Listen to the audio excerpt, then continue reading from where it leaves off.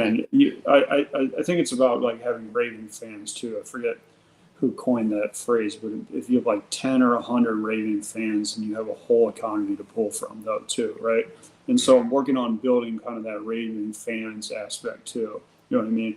Because I think as the world gets inundated with even more like products, like endeavors or innovation, it's uh, it's cool to have the nice gizmos and gadgets and everything too, but like the seamless transition from, like you were saying, like the staff sense to the owner operator sense to the service sense. You want anything that creates less headaches, right? You know what I mean? Like anything that creates a headache is something that needs to be essentially addressed, right? You don't get headaches on things that don't need to get addressed, right? You know what I mean? Oh, So God. Well said.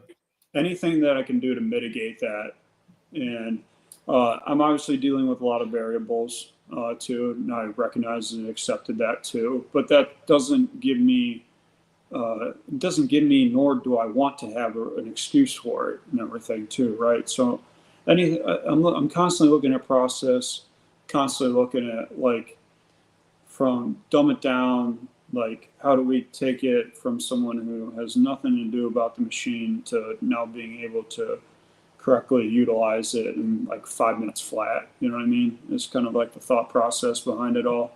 Yeah. And then obviously the service side too and everything. Now you got to start from a level of basis knowledge and everything with that, obviously, because it is a piece of machinery too, right? But outside of that too, like, I mean, there's a part on the screen that's outside of like the normal interaction too, which allows for the service like text and everything to uh, have a touch screen that engages every point and aspect of the machine.